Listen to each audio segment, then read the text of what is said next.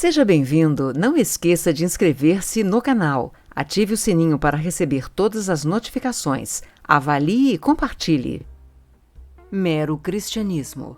Autor C.S. Lewis. Livro 4. Além da personalidade ou os primeiros passos na doutrina da Trindade. Capítulo 9. Avaliando o custo.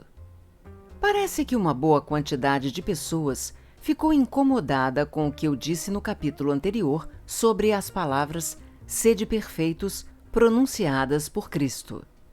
Algumas pessoas parecem pensar que isso significa: enquanto você não for perfeito, não vou ajudá-lo. E como não podemos ser perfeitos, então, se ele quis dizer isso, nossa situação é desesperadora. Mas não acredito que essa tenha sido a intenção dele. Penso que o que ele quis dizer foi: a única ajuda que vou lhes dar é no sentido de torná-los perfeitos. Vocês podem até querer menos do que isso, mas eu não vou fazer menos. Eis uma tentativa de explicar essa realidade. Na minha infância, eu tinha frequentes dores de dente e sabia que, se fosse procurar a ajuda de minha mãe, ela me daria algo para aliviar temporariamente a dor e que me permitiria dormir. Mas eu não procurava minha mãe, pelo menos não enquanto a dor não ficasse insuportável. E a razão para não ir a ela era que eu sabia que ela me daria uma aspirina. Mas no dia seguinte iria receber algo mais. Ela me levaria ao dentista.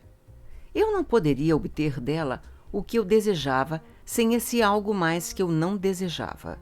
Eu desejava alívio imediato do meu sofrimento, mas não poderia obtê-lo sem ter meus dentes tratados de forma integral. Eu conhecia aquele dentista e sabia que ele mexeria em todos os outros dentes que ainda nem tinham começado a doer. Ele não deixaria de cutucar a onça com vara curta, e se você dá uma mão, ele quer o braço todo. Agora, se eu puder colocar desta maneira, Cristo atua como os dentistas o fazem. Se você der uma mão, ele vai querer o braço todo. Dezenas de pessoas o procuram para serem curadas de algum pecado particular do qual elas sentem vergonha, como a masturbação ou a covardia física, ou que está obviamente pondo em risco o bom convívio, como o temperamento difícil ou a embriaguez. Bem, ele vai curá-lo, tudo certo, mas não vai parar por aí. Isso pode ser tudo o que você queria, mas uma vez que você o convida a entrar, ele lhe dará o tratamento completo. Eis porque ele alertou algumas pessoas a avaliarem o custo antes de se tornarem cristãs. Não se iluda, diz ele, se você permitir, eu vou torná-lo perfeito. A partir do momento em que você se colocar em minhas mãos, é nisso que você estará se metendo. Nem mais, nem menos que isso. Você é dotado de livre arbítrio e, se preferir, pode me repudiar. Mas, se não me repudiar, entenda que vou levar a coisa até o fim. Independentemente do sofrimento que isso possa lhe custar na sua vida terrena, seja qual for o tipo de purificação que isso lhe custe depois da morte, seja qual for o custo para mim, não vou descansar enquanto você não for literalmente perfeito. Enquanto meu pai não puder dizer, sem reservas, que ele está satisfeito com você, da mesma forma que ele disse que estava satisfeito comigo. É isso que eu sou capaz de fazer e é o que eu vou fazer. Mas não vou fazer nada menos do que isso. E ainda assim, este é o outro lado da questão, porém não menos importante. Esse ajudador, que não se satisfará com nada menos do que a perfeição absoluta, também ficará encantado com o primeiro, o menor e o mais relutante esforço que você fizer para cumprir com o seu dever mais simples. Todo pai fica encantado em ver as primeiras tentativas do bebê de andar, e nenhum dos pais ficaria satisfeito com menos do que um andar firme, livre e masculino no filho adulto, afirmou um grande escritor cristão, George MacDonald. Da mesma forma, de acordo com ele, é fácil agradar a Deus, mas satisfazê-lo é bem difícil. O resultado prático é o seguinte: por um lado, A demanda de Deus por perfeição não precisa desmotivá-lo nem um pouco nas suas atuais tentativas de ser bom, nem mesmo em suas constantes falhas. Toda vez que você cai, Ele o levanta novamente e sabe perfeitamente bem que seus próprios esforços nunca vão deixá-lo chegar nem perto da perfeição. Por outro lado, você terá de se dar conta, desde já, de que o objetivo em direção ao qual ele inicialmente o conduz é a perfeição absoluta, e nenhum poder em todo o universo, além de você mesmo, pode impedir Deus de conduzi-lo a esse objetivo. É nisso que você está engajado, e é muito importante que se dê conta disso. Se não o fizer, então é muito provável que chegue ao ponto de começar a repudiá-lo e resistir a ele. Penso que muitos de nós estamos inclinados a ter a sensação, mesmo sem expressá-la em palavras, de que chega uma hora em que já seremos bons o bastante assim que Cristo nos tenha capacitado para vencer um ou dois daqueles pecados mais inconvenientes e evidentes. Ele já terá feito tudo o que queríamos que ele fizesse, e agora ficaríamos gratos se ele nos deixasse em paz. Nunca quis ser santo, apenas um sujeito normal e decente. E imaginamos que, ao dizer isso, estejamos sendo humildes. Contudo, este engano pode nos custar muito caro. É claro que nunca desejamos e nem pedimos para ser o tipo de criatura em que ele está nos tornando. Mas a questão não é o que nós pretendemos ser, mas o que ele pretendeu que fôssemos quando nos criou. Ele é o inventor e nós a máquina. Ele é o pintor e nós a pintura. Como poderíamos saber como ele quer que sejamos? Veja bem, ele já nos fez ser muito diferentes do que éramos. Há muito tempo, antes de termos nascido, quando estávamos no ventre das nossas mães, passamos por vários estágios. Outrora éramos mais como vegetais e depois como peixes. Foi apenas em um estágio posterior que nos tornamos bebês humanos. E se estivéssemos conscientes naqueles estágios anteriores, ouso dizer que teríamos nos contentado em permanecer vegetais ou peixes. Não teríamos desejado nos tornar bebês. Mas Deus conhecia seu plano para nós o tempo todo e estava determinado a executá-lo.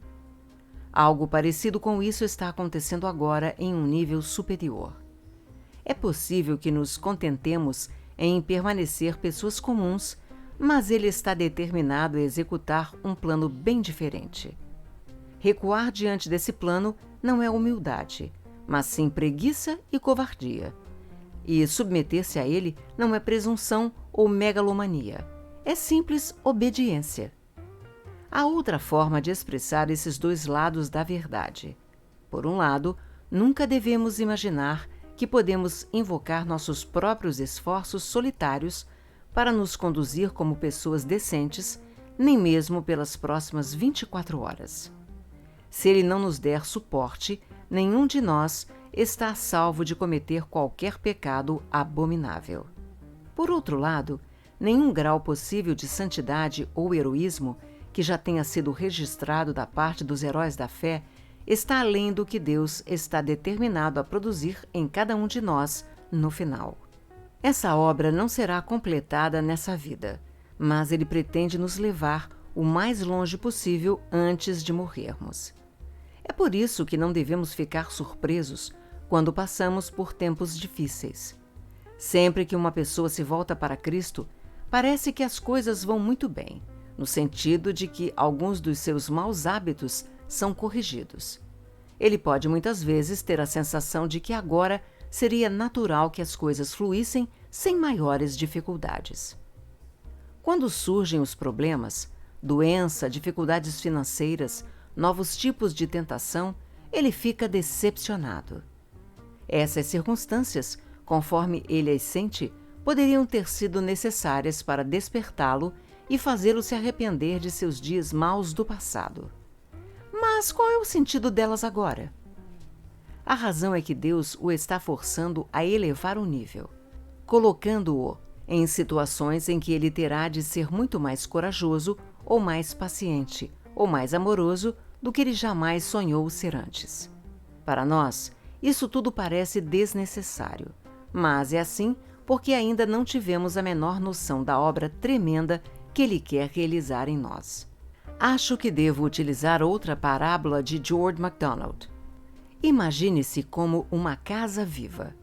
Deus entra para reconstruir essa casa. A princípio, talvez você consiga entender o que Ele está fazendo. Ele está consertando os ralos e tirando as goteiras do teto, e assim por diante. Você sabe que esses trabalhos precisavam ser feitos e, portanto, não está surpreso. Mas depois ele passa a demolir a casa de uma forma que lhe causa uma dor terrível e não parece fazer nenhum sentido. O que ele estaria tentando fazer? A explicação é que ele está construindo uma casa bem diferente daquela que você tinha imaginado. Construindo uma nova ala aqui, colocando um andar a mais ali, subindo colunas e criando pátios. Você achava que seria transformado em uma cabaninha modesta.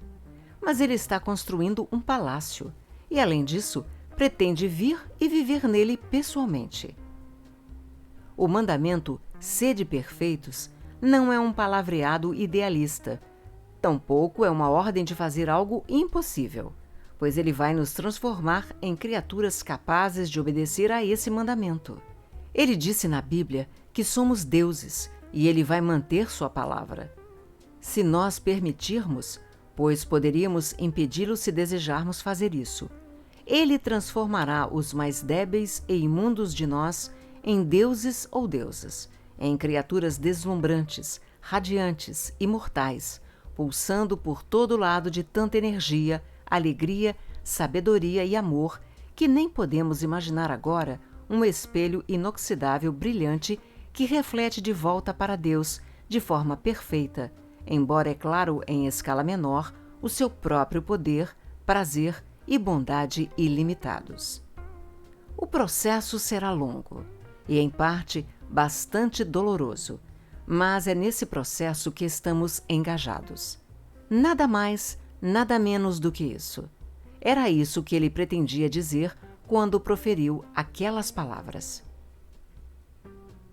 Capítulo 10. Pessoas bondosas ou novas criaturas. Ele estava mesmo falando sério. Aqueles que se colocam em suas mãos vão se tornar perfeitos, assim como ele é perfeito. Perfeitos em amor, em sabedoria, em alegria, em beleza e em imortalidade. A mudança não será completada nessa vida, pois a morte é uma parte importante do tratamento. E ninguém sabe com certeza até onde a mudança terá avançado antes de a morte de qualquer cristão particular ocorrer. Acredito que esse seja o momento certo de considerar uma questão que é levantada muitas vezes. Se o cristianismo é verdadeiro, por que nem todos os cristãos são obviamente melhores do que os não cristãos? O que está por trás dessa questão é, em parte, algo muito razoável e, em parte, algo absolutamente irracional. A parte razoável é a seguinte: se a conversão ao cristianismo não promover o aperfeiçoamento nas ações externas de uma pessoa, se ela continuar a ser tão esnobe, maldosa, invejosa ou ambiciosa quanto era antes, então imagino que precisamos suspeitar de que a sua conversão foi amplamente imaginária. E após a conversão original de alguém, toda vez que se pensa que ele teve um avanço, é esse o teste que se deve aplicar. Sentimentos nobres, novos insights e maior interesse pela religião não significam nada se não melhorarmos nosso comportamento real, da mesma forma que se sentir melhor quando se tem uma doença não quer dizer muita coisa se o termômetro mostra que a sua temperatura ainda está subindo. Nesse sentido, o mundo externo está bem certo em julgar o cristianismo pelos seus resultados. Uma árvore é conhecida pelos seus frutos, ou, conforme dizemos, trata-se da prova dos 9. Quando nós, cristãos, nos comportamos mal ou falhamos em nos comportar bem, estamos fazendo com que o cristianismo seja desacreditado diante do mundo externo. As memórias dos tempos de guerra nos dizem que a conversa descuidada custa vidas. Mas é bem verdade também que as vidas descuidadas custam conversa. Nossas vidas descuidadas levam à falação, e nós damos motivos às pessoas para falar de uma forma que lança dúvidas sobre a verdade do próprio cristianismo. Mas há outra maneira de exigir resultados pelo qual o mundo externo pode ser bastante irracional.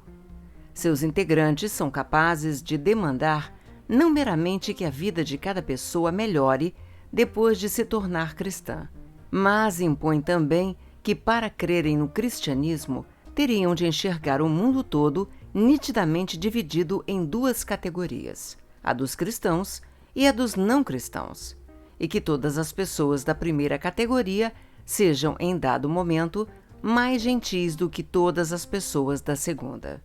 Isso não faz sentido por vários motivos. Primeiro, em primeiro lugar, a situação no mundo atual é bem mais complexa do que isso. O mundo não consiste de pessoas 100% cristãs e 100% não cristãs.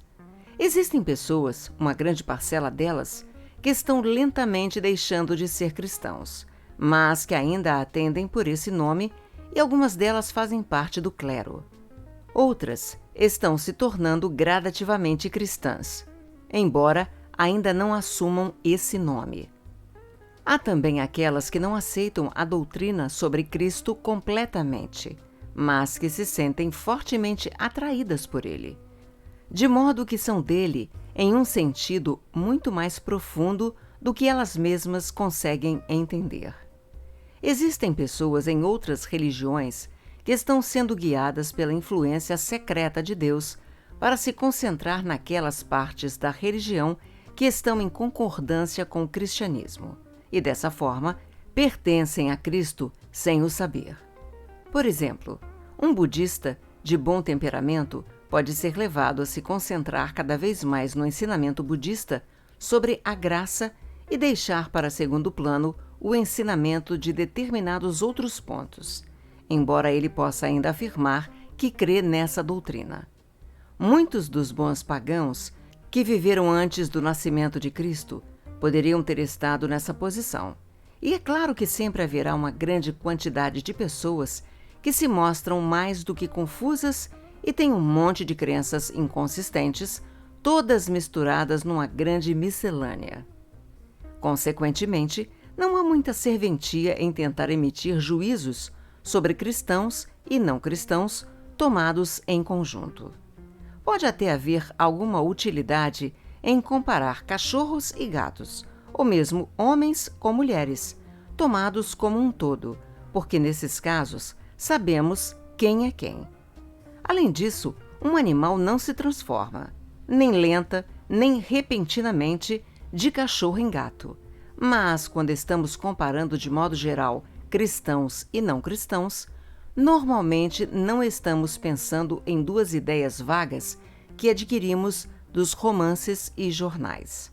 Se você quiser comparar um mau cristão e um bom ateu, deve pensar sobre dois espécimes reais com os quais se confrontou de verdade. Se não nos referirmos, assim, aos fatos concretos, a única coisa que estaremos fazendo é perder tempo. Segundo, suponha que estejamos nos referindo a fatos concretos e estejamos falando agora não acerca de um cristão e de um não cristão imaginário, mas sobre duas pessoas reais de nossa própria vizinhança. Mesmo nesse caso, temos de ter o cuidado de fazer a pergunta certa. Se o cristianismo for verdadeiro, concluímos a. que qualquer cristão será mais bondoso do que ele mesmo teria sido se não fosse cristão. B. Que qualquer pessoa que se torne cristã será mais bondosa do que era antes. Da mesma forma que se a propaganda do creme dental da Colgate fosse verdadeira, poderíamos concluir a. que qualquer um que a utilize terá dentes melhores do que se não a utilizasse. E b. que qualquer um que começar a utilizar o creme dental terá dentes melhores. Mas o fato de que eu, que uso Colgate, e também herdei uma dentição ruim dos meus pais, não tenho dentes tão fortes quanto um jovem saudável com boa dentição, que porventura nunca usou qualquer creme dental, não prova por si só que a propaganda é mentirosa. A senhorita Bates, que é cristã, pode ter uma língua mais venenosa do que Dick Firkin, que não é cristão. Isso por si só não nos diz se o cristianismo funciona ou não. A questão é como seria a língua da senhorita Bates se ela não fosse cristã, e como a de Dick seria caso se tornasse cristão. A senhorita Bates e Dick têm determinados temperamentos em consequência de causas naturais e de sua criação, e o cristianismo professa colocar ambos os temperamentos sob uma nova direção, se cada um deles assim o permitir. Você tem todo o direito de perguntar se essa direção, uma vez que lhe seja permitido assumir o controle, traz melhorias ao empreendimento. Todos sabem que o que está sendo administrado no caso de Dick Firkin é bem melhor do que no caso da senhorita Bates. Mas não é esse o ponto. Para julgar a administração de uma fábrica, você tem de considerar não apenas a produção, mas seu parque tecnológico.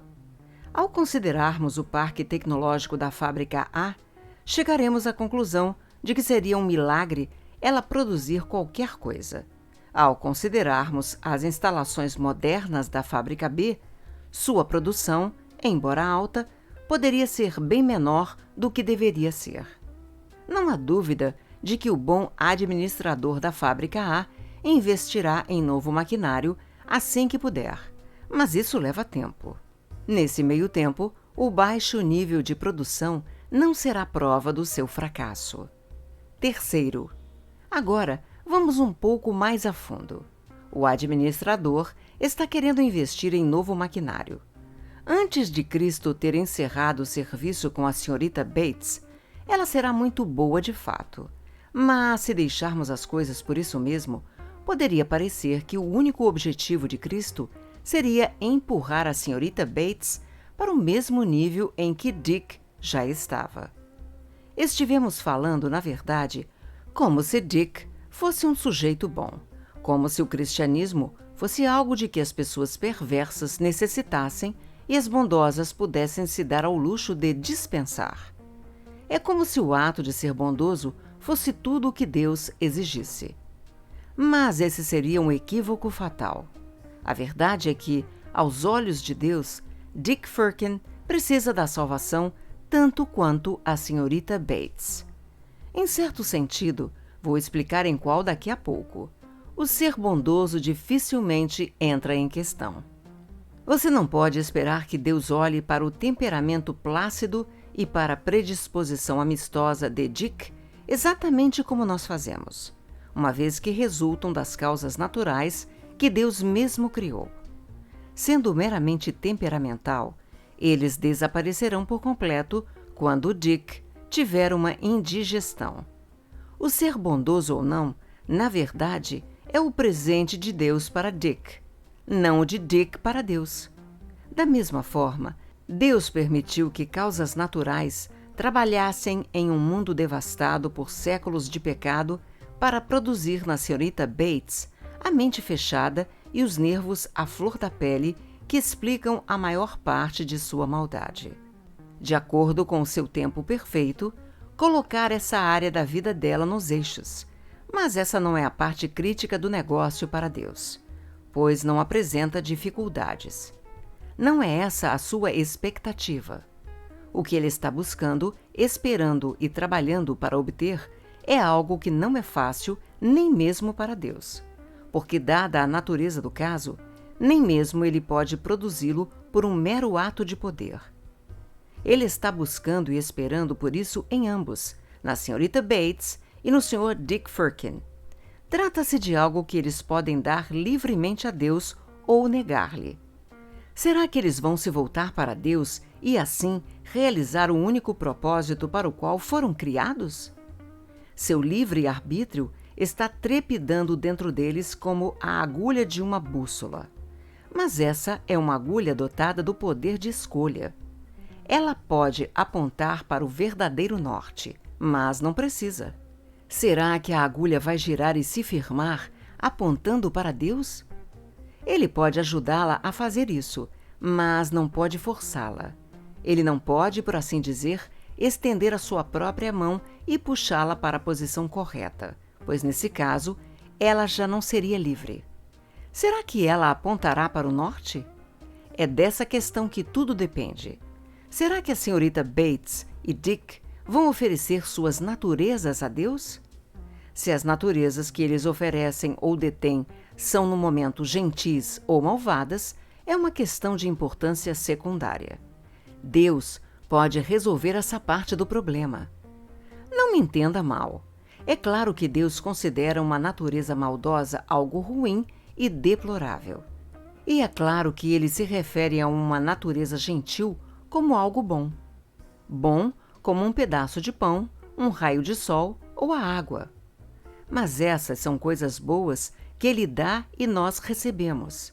Ele criou os bons nervos de Dick e sua boa digestão.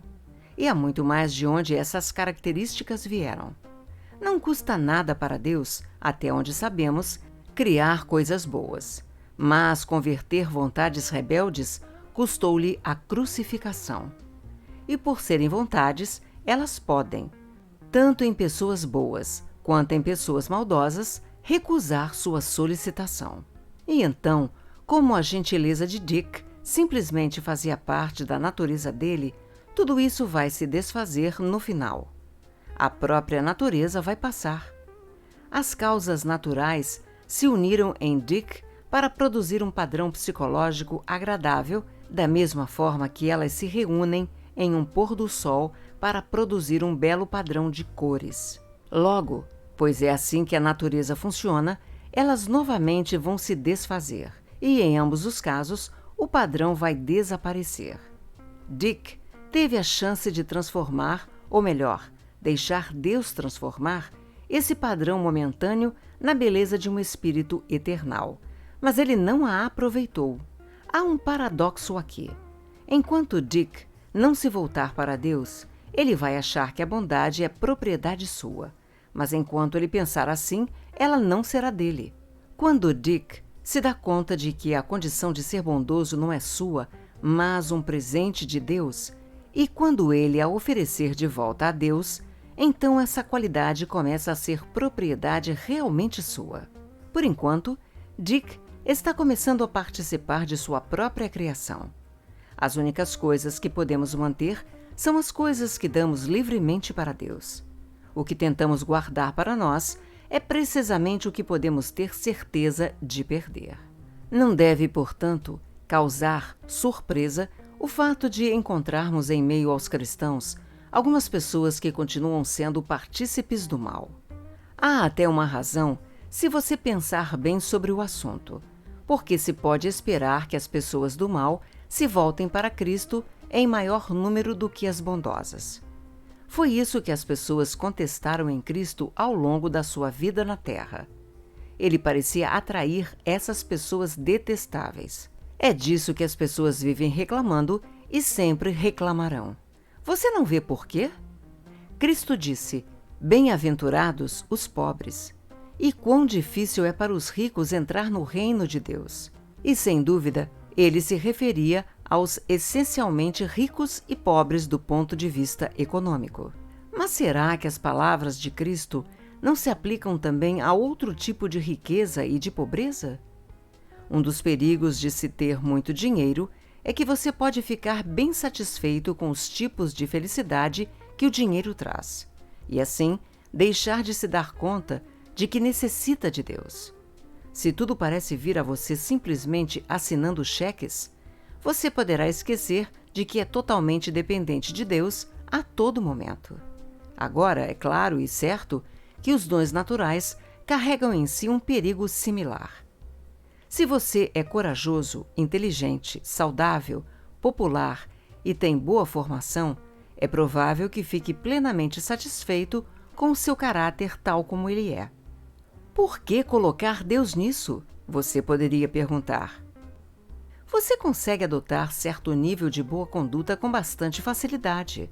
Você não é nenhuma dessas criaturas desprezíveis que estão sempre caindo nas armadilhas do sexo, da dipsomania, do nervosismo ou do mau humor. Todo mundo diz que você é um cara legal. E cá pra nós, você concorda com eles. Você está propenso a acreditar que toda essa simpatia vem de seu próprio ser e poderá deixar de sentir a necessidade de obter qualquer tipo melhor de bondade. Muitas vezes, as pessoas que têm todos esses tipos naturais de bondade não podem ser levadas a reconhecer sua absoluta necessidade de Cristo até o dia em que a sua bondade natural os abandona e a sua autoestima é arrasada. Em outras palavras, é difícil para aqueles que são ricos, nesse sentido, entrarem no reino. O caso das pessoas perversas é bem diferente. As pequenas, vis, tímidas, pervertidas, covardes e individualistas. Ou as passionais, sensuais e desequilibradas. Qualquer tentativa no sentido da bondade que elas fizeram vai fazê-las aprender em 2 minutos que necessitam de ajuda. É Cristo ou nada para elas. É tomar a cruz e seguir, ou então entregar-se ao desespero. Elas são, no sentido real e terrível, as ovelhas perdidas, e ele veio especialmente para encontrá-las. São os pobres, aqueles que Cristo abençoou. São a turma da pesada com a qual ele andava, e é claro que os fariseus ainda dizem, como diziam desde o começo, que, se houvesse algo de bom no cristianismo, essas pessoas não seriam cristãs. Há um alerta ou um encorajamento aqui para cada um de nós. Se você é uma pessoa boa, se a virtude lhe cai bem, tome cuidado. Muito se espera daqueles para quem muito é dado. Se você toma como seus próprios méritos o que na verdade são dons que Deus lhe deu por sua natureza e se contenta em simplesmente ser bondoso, continua no estado de rebeldia. Tudo o que esses dons lhe proporcionarão é a mais terrível queda, a mais complicada corrupção, o mais desastroso mau exemplo. O diabo já foi um arcanjo. Os dons naturais dele estavam tão acima dos seus quanto os seus estão acima daqueles de um chimpanzé. Mas se você é uma pobre criatura, contaminada por uma criação miserável, num lar cheio de invejas vulgares e brigas sem sentido, vítima, contrariamente à sua vontade, de alguma perversão sexual repugnante, corroído dia após dia por um complexo de inferioridade que te faz ser grosseiro com seus melhores amigos, não se desespere. Ele sabe de tudo. Você é um dos pobres que Deus abençoou. Ele sabe que lata velha você está tentando dirigir. Não desista. Dê o seu melhor. Um dia, quem sabe em outro mundo, mas quem sabe muito antes disso, ele vai jogar tudo isso no ferro velho e lhe dar um novo carro. E então, quem sabe você consiga surpreender a todos, pelo menos a si mesmo, pois terá aprendido a dirigir em uma escola dura. Alguns dos últimos serão os primeiros, e alguns dos primeiros serão os últimos. Ser bondoso, ter uma personalidade bem estruturada, íntegra, é uma coisa excelente. Devemos tentar, por todos os meios médicos, educacionais, econômicos e políticos que estão ao nosso alcance, produzir um mundo em que o máximo de pessoas cresçam e se tornem pessoas bondosas, da mesma forma que devemos tentar produzir um mundo em que todos tenham o suficiente para comer. Mas não devemos supor que, mesmo se tivermos sucesso em fazer com que todos sejam bondosos, teremos salvado essas almas. Um mundo de pessoas boas, satisfeitas com sua própria bondade, que não olham para além disso e dão as costas para Deus, estaria tão desesperadamente precisando de salvação quanto um mundo miserável. E poderia até ser um mundo mais difícil de salvar, pois a mera melhoria não é redenção, embora a redenção sempre melhore as pessoas, mesmo aqui e agora, e irá no final aprimorá-las até um nível que não podemos sequer imaginar. Deus se tornou homem para transformar as criaturas em filhos, ou seja, não simplesmente para produzir homens melhores, mas sim uma nova espécie de ser humano. Não é o mesmo que ensinar um cavalo a saltar cada vez melhor, mas sim como transformar o cavalo em uma criatura alada. É claro que uma vez que ele tenha ganhado asas, vai voar por cima das cercas que ele nunca antes poderia ter saltado, e assim, derrotar o cavalo natural em seu próprio jogo. Mas pode haver um período em que ele não poderá fazer isso, que é quando as asas tiverem apenas começado a crescer. Nesse estágio, as protuberâncias nos seus ombros, ninguém poderia dizer de olhar para elas que elas se tornariam asas. Poderiam até lhe dar uma aparência desagradável. Mas talvez já tenhamos gastado tempo demais nessa questão. Se o que você quer é um argumento contra o cristianismo, e eu lembro bem de com quanta avidez buscava tais argumentos na época em que comecei a temer que ele fosse verdadeiro, poderá facilmente achar algum cristão tolo e medíocre e gritar: então, é esse o novo homem de que tanto se gabam? Para mim, a espécie antiga era melhor. Mas uma vez que você tenha começado a ver, com base em outros motivos, que o cristianismo é verossímil, saberá no seu coração que isso não passará de uma tentativa sua de fugir do assunto. O que é que você pensa que sabe a respeito das almas das outras pessoas? Suas tentações, suas oportunidades e suas lutas? Você conhece apenas uma única alma em toda a criação. É a única cujo destino está depositado em suas mãos. Se houver um Deus, você está, por assim dizer, sozinho diante dele. Você não pode dispensá-lo com especulações sobre seu próximo ou memórias do que leu nos livros. Que diferença fará toda essa tagarelice e esse mimimi? Você seria realmente capaz de se lembrar de tudo isso? Quando a neblina anestésica que chamamos de natureza ou mundo real se dissipar e a presença na qual você sempre esteve se tornar palpável, imediata e inevitável. Capítulo 11. As novas criaturas. No capítulo anterior, comparei a obra de Cristo da criação do novo ser humano ao processo de mutação de um cavalo numa criatura alada. Usei esse exemplo extremo a fim de enfatizar o ponto de que não se trata de mero aprimoramento, mas de transformação. Um paralelo mais próximo a isso, no reino natural, pode ser encontrado nas transformações marcantes que podemos provocar nos insetos, aplicando neles certa dose de radiação. Algumas pessoas acham que foi assim que a evolução se deu. As alterações nas criaturas, das quais tudo depende, podem ser produzidas pela radiação vinda do espaço sideral. É claro que uma vez que as alterações tiverem ocorrido, entra em funcionamento o que foi denominado seleção natural.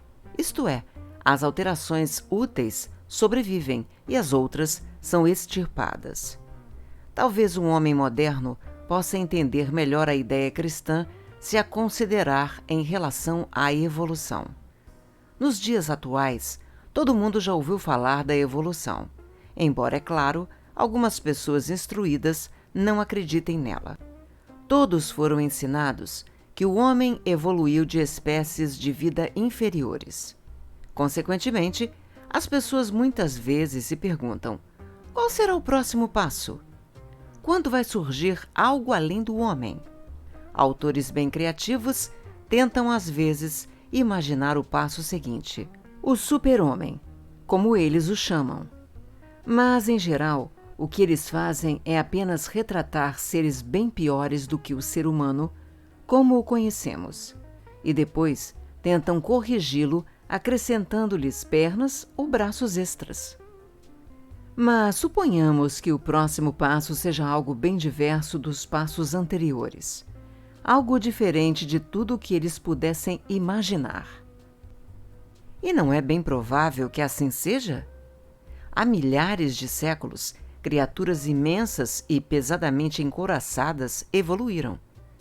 Se alguém daquela época estivesse observando o curso da evolução, provavelmente Teria esperado que ela partiria para couraças cada vez mais pesadas, mas teria se enganado redondamente. O futuro tinha uma carta na manga, a qual, naquele tempo, ninguém poderia prever. Era para despontarem nele pequenos animais nus, desprovidos de couraças, dotados de cérebros aprimorados, com os quais iriam conquistar o planeta todo. Eles não apenas teriam mais poder do que os monstros pré-históricos, como também teriam um novo tipo de poder. O próximo passo não seria apenas diferente, mas assumiria um novo tipo de diferença. O fluxo da evolução não correria na direção em que todos haviam correr. Na verdade, ela entraria numa curva acentuada. Agora, parece-me que a maioria das especulações populares sobre o próximo passo comete o mesmo tipo de erro. As pessoas veem, ou pelo menos pensam que veem, os seres humanos desenvolvendo grandes mentes e alcançando um controle maior sobre a natureza. E, por pensarem que a correnteza está fluindo nessa direção, imaginam que ela vai continuar assim.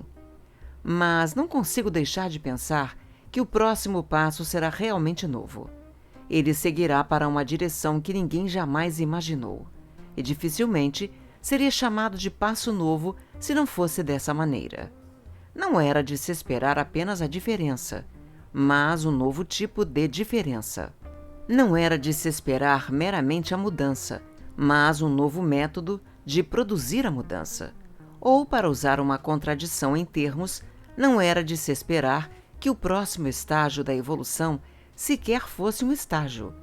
Era de se esperar que a evolução em si, como um método de produzir mudança, fosse superada. E, por fim, não seria surpresa que, quando a coisa fosse acontecer, pouquíssimas pessoas notassem que ela estivesse acontecendo. Ora, se podemos nos atrever a continuar falando nesses termos, a visão cristã diz precisamente que o próximo passo já foi dado, e ele é realmente novo. Não se trata da mutação de seres humanos dotados de cérebro para seres humanos dotados de mais massa encefálica.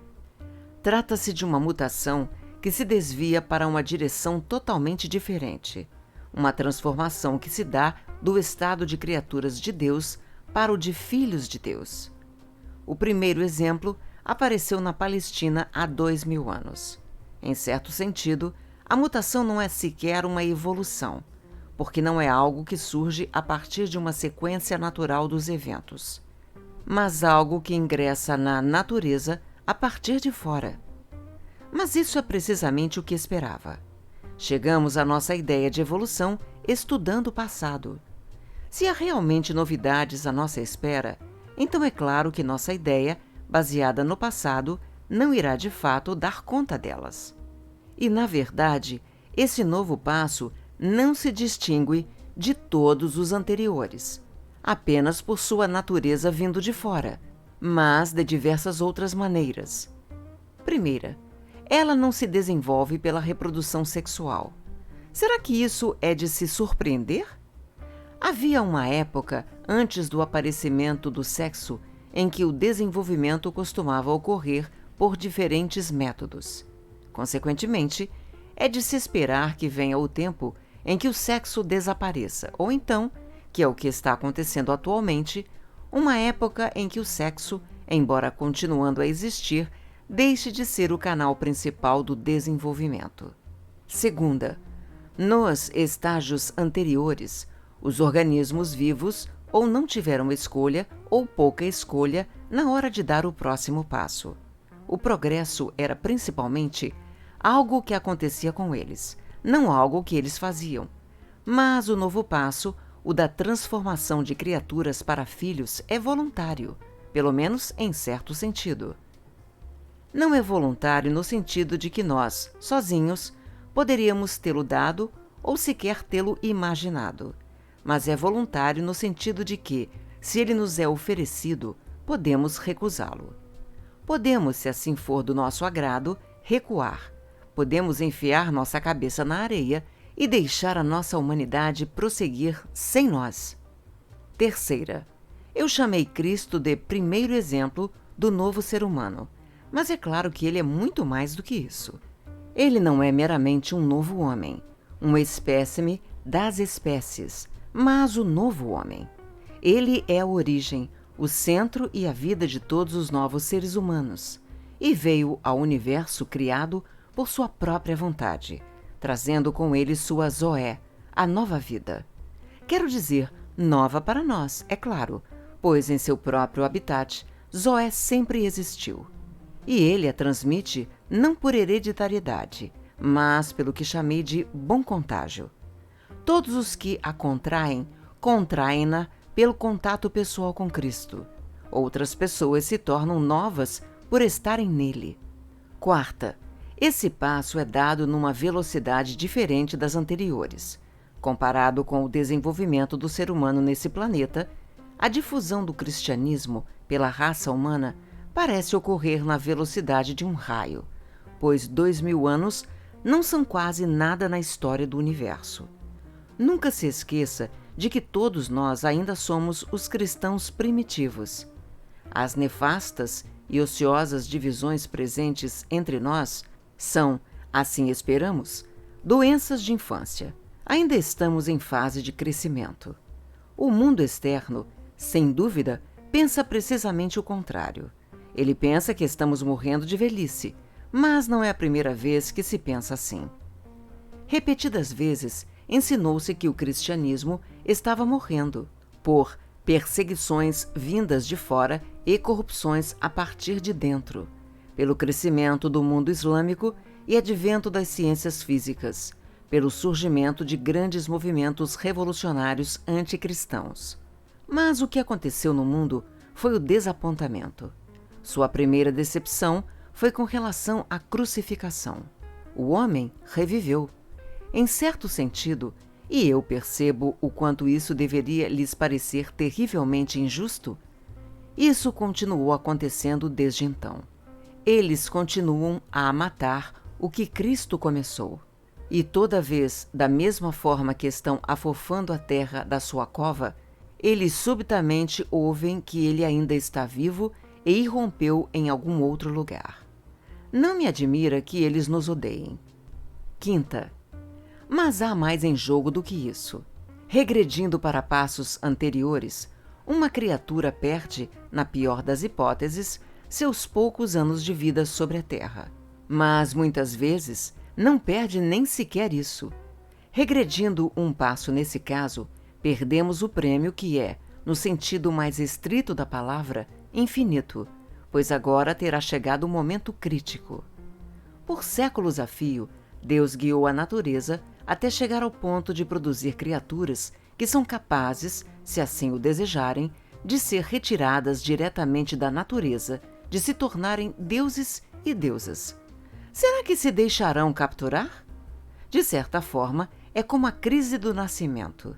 Enquanto não ressuscitarmos e seguirmos a Cristo, continuaremos a ser parte da natureza, a estar no ventre da nossa grande mãe. Sua gravidez foi longa, sofrida e tensa, mas ela chegou ao seu clímax. O grande momento é chegado. Tudo está pronto. O médico está aqui. Será que o parto transcorrerá sem problemas? Mas é claro que é diferente de um nascimento comum em um sentido importante. Em um nascimento comum, o bebê não tem muita escolha, mas aqui tem. Eu me pergunto o que um bebê comum faria se tivesse o poder de escolher. Ele poderia preferir ficar no escurinho, quentinho e na segurança do ventre, pois com certeza acharia que o ventre era sinônimo de segurança. Mas ele estaria redondamente enganado, pois se permanecesse lá, morreria. Foi sob essa perspectiva que a coisa aconteceu. O novo passo foi dado e está sendo dado. Os novos seres humanos já estão esboçados aqui e ali e dispersos por toda a Terra. Alguns, como eu já disse, sequer são reconhecíveis, mas outros já o são. Deparamo-nos com eles volta e meia. Suas próprias vozes e suas faces são diferentes das nossas. São mais fortes, mais calmas, mais felizes, mais radiantes. Eles partem de onde a maioria de nós para e são, como eu disse, reconhecíveis, mas você tem de saber pelo que procurar.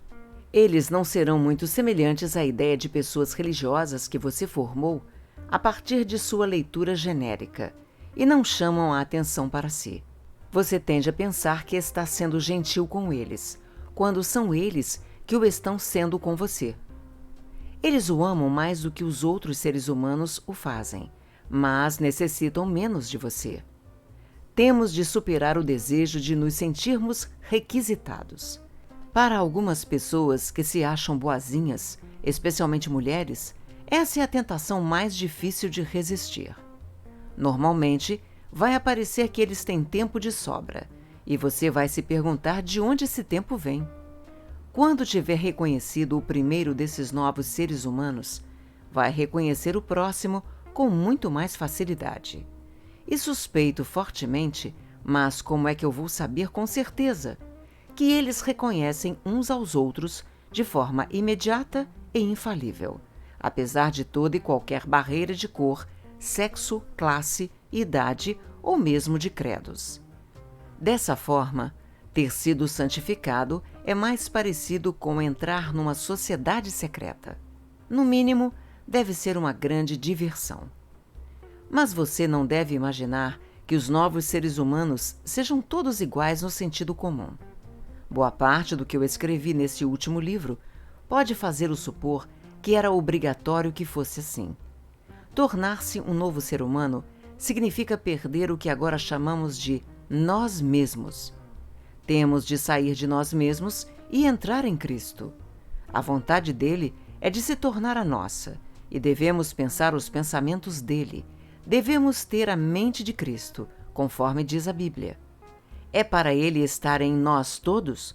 Nós não deveríamos ser todos exatamente iguais? Certamente soa como se fosse esse o caso, mas, na verdade, não é assim. É difícil apresentar uma boa ilustração aqui, pois é claro que não há duas coisas relacionadas entre si da mesma forma que o Criador se relaciona com uma de suas criaturas. Mas vou tentar apresentar duas ilustrações muito imperfeitas que podem dar uma pista da verdade. Imagine um conglomerado de pessoas que sempre viveu no escuro. Aí você vem e tenta descrever para elas o que é a luz. Você pode dizer-lhes que se elas vierem à luz, essa mesma luz iria incidir sobre todas elas, e todas elas iriam refleti-la e assim se tornar o que chamamos de visíveis. Não seria possível que elas imaginassem isso, visto que estavam recebendo a mesma luz, e por todos reagirem da mesma forma a ela, isto é, todos estavam a refleti-la, será que todos se pareceriam? Na verdade, porém, você e eu sabemos que a luz vai, isso sim, revelar ou expor o quanto somos diferentes. Ou então, suponha que exista uma pessoa que jamais tenha provado sal. Dê-lhe um punhado para provar e ele vai experimentar um gosto particularmente forte. Então você diz a ele que em seu país as pessoas usam sal para temperar todos os tipos de alimentos. Não seria de esperar que ele respondesse: nesse caso, suponho que todos os seus pratos tenham exatamente o mesmo gosto, porque o gosto desse negócio que você acabou de me dar é tão forte que vai acabar com o gosto de qualquer outra coisa. Mas você e eu sabemos que o efeito real do sal é exatamente o contrário. Então, longe de acabar com o gosto do ovo, da dobradinha e do repolho, na verdade, ele os realça. Eles não mostram o seu real sabor enquanto você não acrescentar sal. É claro que, conforme eu o alertei, essa não é uma ilustração realmente boa, porque você pode, no fim das contas, acabar com todos os demais sabores exagerando no sal, mas não pode acabar com o gosto da personalidade humana exagerando na dose de Cristo. Estou tentando retratar da melhor maneira possível. É algo parecido que acontece na nossa relação com Cristo. Quanto mais abrirmos mão de nós mesmos e deixarmos Cristo assumir o controle, mais verdadeiramente nos tornamos nós mesmos.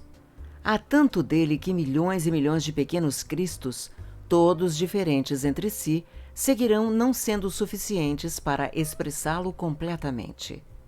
Foi ele que os fez a todos. Ele inventou, como um autor inventa personagens num romance, todos os homens diferentes que você e eu fomos criados para ser. Nesse sentido, nosso eu verdadeiro está esperando completamente nele. Não adianta tentar ser eu mesmo sem ele. Quanto mais eu resisto a ele e tento viver independentemente dele, mas me deixo dominar pela minha própria hereditariedade, pela criação, pelo ambiente e pelos desejos naturais. Na verdade, o que eu chamei tão orgulhosamente de eu mesmo torna-se meramente o ponto de encontro para sequências de eventos aos quais dei início e que não consigo interromper. O que eu chamo de meus desejos se tornam meramente os desejos gerados pelo meu organismo físico ou por coisas que são injetadas em mim pelos pensamentos de outras pessoas ou mesmo sugeridas a mim por demônios. O que eu como, o que eu bebo e a qualidade do meu sono são os verdadeiros fatores que influenciam minha escolha de fazer amor com uma garota que está sentada na minha frente na cabine do trem. Considero essa decisão altamente pessoal e bem pensada, e por isso me orgulho. É na propaganda que encontramos a verdadeira origem daquilo a que eu me refiro como minhas próprias ideias políticas pessoais. Em meu estado natural, não sou tanto a pessoa que eu gosto de pensar que sou. E a maior parte daquilo que eu chamo de eu pode ser explicado de outra forma com muita facilidade. É só quando me volto para Cristo, só quando abro mão de mim mesmo para entregar-me à sua pessoa, que começo a ter uma personalidade realmente minha. No começo, eu disse que há personalidades em Deus. Quero ir além dessa afirmação. Não há personalidades reais em nenhum outro lugar. Enquanto você não tiver se entregado a ele, não será um eu verdadeiro. A igualdade é mais frequente entre os seres humanos mais naturais, não entre os que se entregaram a Cristo. Quão monotamente iguais têm sido todos os grandes tiranos e conquistadores. Quão gloriosamente diferentes todos os santos. Mas é preciso que haja uma entrega real do seu eu.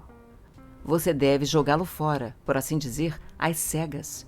Cristo, de fato, vai lhe dar uma personalidade real, mas você precisa ir ao encontro dele para isso. Enquanto estiver preocupado com sua própria personalidade, você jamais caminhará na direção dele. O primeiríssimo passo é tentar esquecer tudo sobre o seu próprio eu, pois seu eu verdadeiro, novo, que é o de Cristo e também o seu, e seu precisamente porque é dele, não emergirá enquanto você estiver procurando por ele. Ele emergirá quando você estiver procurando por Cristo. Isso não lhe parece familiar? O mesmo princípio vale, como você deve saber, para as questões do dia a dia. Mesmo na vida social, você nunca passará uma boa impressão às outras pessoas enquanto estiver preocupado com o tipo de impressão que passará a elas. Ou então, na literatura e na arte, nenhuma pessoa que se preocupa com a originalidade jamais será original. Ao passo que, se você simplesmente tentar falar a verdade, sem ligar a mínima para quantas vezes ela tenha sido dita anteriormente, irá, em 90% dos casos, se tornar original sem nunca ter notado. Esse princípio está impregnado em toda a vida. Abra a mão do seu eu e vai encontrá-lo de verdade. Ponha sua vida a perder e acabará por salvá-la. Submeta-se à morte, morte diária de suas ambições e de seus principais desejos, e também à morte de todo o seu corpo no final. Submeta-se com cada fibra do seu ser e acabará por encontrar a vida eterna. Não guarde nada para si. Nada de que você não tenha aberto mão de verdade será realmente seu. Nada em você que não tenha morrido será ressuscitado dos mortos. Se você buscar a si mesmo, só o que irá encontrar no fim das contas é o ódio, a solidão, o desespero, a ira, a ruína e a decadência. Mas se você buscar a Cristo, acabará por encontrá-lo e, junto com ele, todas as demais coisas. Não esqueça de inscrever-se no canal, ative o sininho para receber todas as notificações, avalie e compartilhe.